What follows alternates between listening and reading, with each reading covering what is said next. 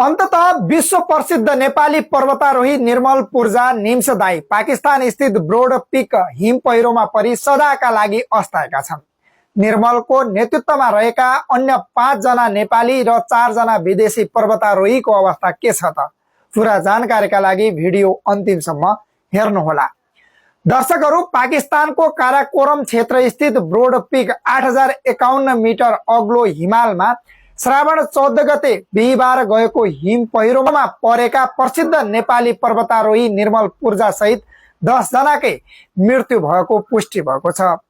हिम पहिरोमा परि म्याग्दीको दानामा जन्मिएका पूर्व बेलायती गोर्खा निर्मल पूर्जा निम्सदाई सँगै 6 जना नेपालीले ज्यान गुमाएका छन्। मृत्यु हुनेमा नेपाली आरोहीहरू पूर्वबहादुर गुरुङ गोर्खा, किली पेम्बा शेर्पा दोलखा, ग्यालु शेर्पा ओखलढुङ्गा, नेवाङ थेन्डु शेर्पा र निमा शेर्पा सङ्खुवा सभाका रहेका छन्।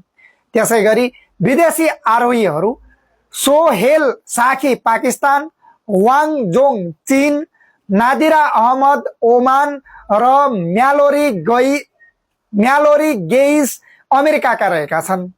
सन् 2019 मा निर्मल पूर्जाले संसारका 8000 मिटर अग्ला 14 वटा हिमाल 6 महिना 6 दिन भित्रै आरोहण गरी विश्व कीर्तिमानी कायम गरेसँगै चर्चामा आएका थिए। उनका हिमाल आरोहण सम्बन्धी अन्य कीर्तिमानहरू पनि तमाम रहेका छन्। हिम पहिरोले उनीहरूलाई 6000 मिटर भन्दा माथिबाट करिब 800 मिटर तलसम्म बगाएको थियो। खराब मौसमका कारण सो घटनामा तत्काल उद्धार गर्न कठिनाई भएको थियो। पूर्जाका व्यावसायिक सहकर्मी समेत रहेका प्रतिनिधि सभा सदस्य मिङवा ग्याबु डेभिड शेर्पा शुक्रबार नै पाकिस्तानतर्फ प्रस्थान गरेका थिए। शनिबार अर्थात् श्रावण 16 गते मात्रै सबै आरोहीको मृत्यु भएको आधिकारिक जानकारी निम्सदाई फाउन्डेसन र एलिट एक्सपिडिसनले सामाजिक सञ्जाल मार्फत गराएको हो।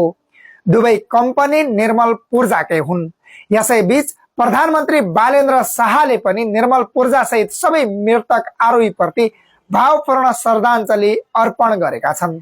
यति बेला पुरै नेपाल मात्रै नभई विश्वभर रहेका उनका शुभचिन्तकहरूले निम्सदाई नेतृत्वको टोलीको अवसानप्रति दुःख व्यक्त गरिरहेका छन्।